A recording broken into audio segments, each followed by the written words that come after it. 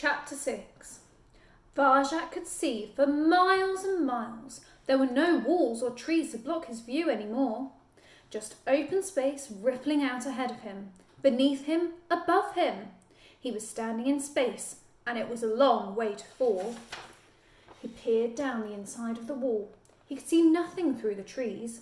The gentleman's cat and the elder paw were hidden by the tangled net of branches. There was no way back. He was truly on his own now. Had he done the right thing? Shouldn't he have helped his grandfather? He couldn't get that picture out of his mind, the elder paw limp like a broken toy. Tremors were coming from somewhere deep within him, racking him open. Varjak blocked them, stopped them, and pushed them back down. The elder paw knew what he was doing. He'd planned it. He was willing to lay down his life so Varjak could have the chance to go outside and find a dog. All he could do now was go on, but where? Ahead of him was a sea of lights stretching far away into the darkness.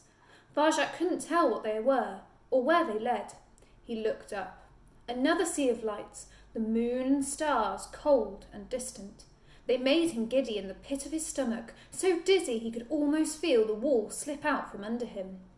He closed his eyes and counted to 10. It didn't work. The view was too big, he was too small.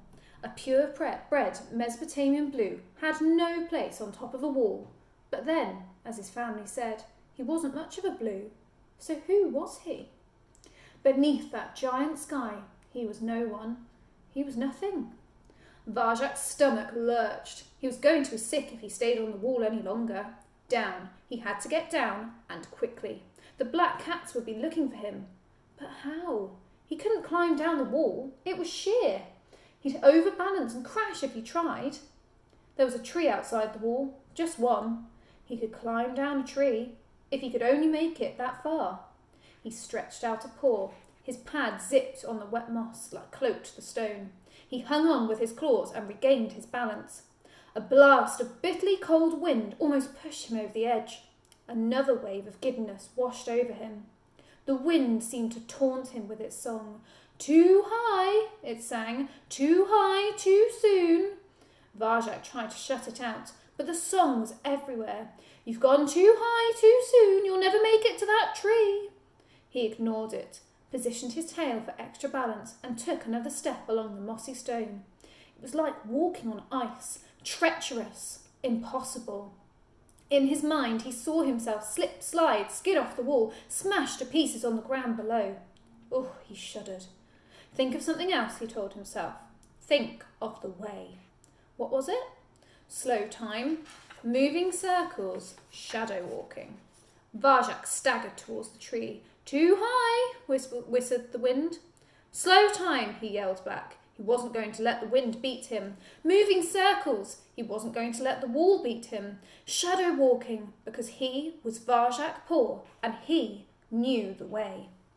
Varjak walked the wall like he'd been walking walls all his life. He was light and springy on his paws. It worked. The way actually worked. He wasn't dizzy anymore. He didn't feel sick.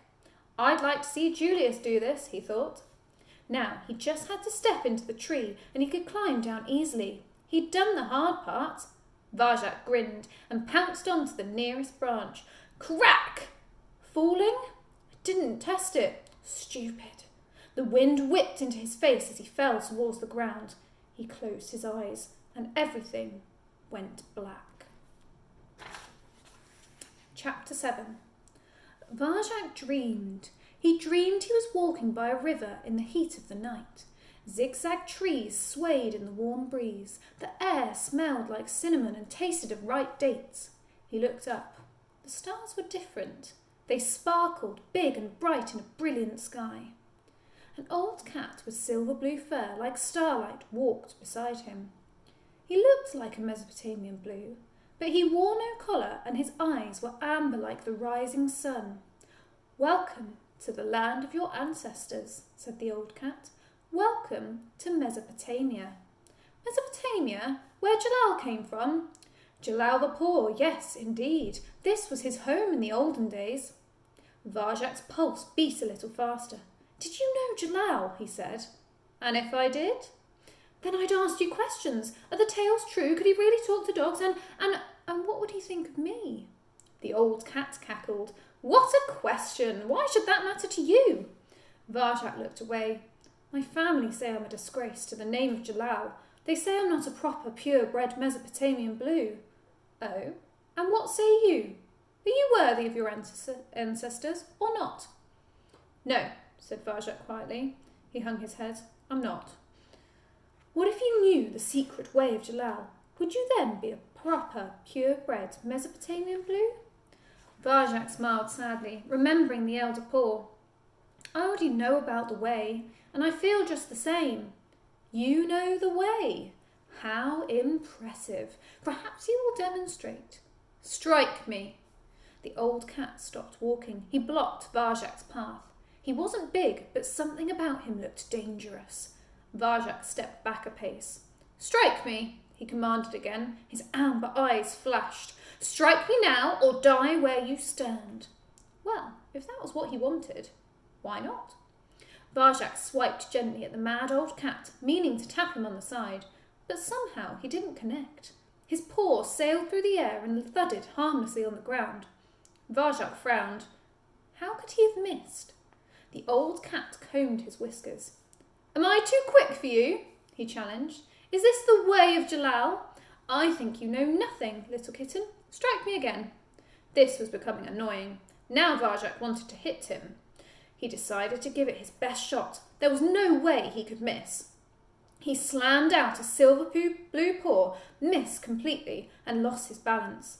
Those alien stars twinkled at him with silent laughter as he rolled onto the riverbank. He sprang up again, furious. Once more, goaded the old cat. Varjak's frustration boiled over. He lashed out. His paw flapped stupidly in space, and he toppled to the ground. He kicked with his back legs, but he was fighting himself now, and he knew it. He was beaten. His elderly opponent peered down at him. I thought the first attack rather half-hearted, he said, as if they were having a friendly chat about the weather. The third was crude and clumsy, as you know. The second showed potential, yes, but it was slow, terribly slow. Still, you have spirit. If you wish to learn the way, the true way, only ask, and I will teach you. Varjak couldn't speak. The words stuck in his throat. He felt ashamed and embarrassed. It was obvious that this old cat knew far more about the way than him, but he couldn't bring himself to admit it. His pride wouldn't allow it. The old cat shrugged. Farewell, then. He began to walk away. Something shifted inside Varjak, like a locked door opening. Wait, he called. The old cat turned about. His body shimmered in the warm breeze. Don't go, said Varjak. I want to learn the way.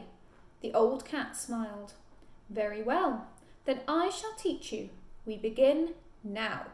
He cleared his throat. There are 7 skills in the way of Jalal. The first of these is open mind.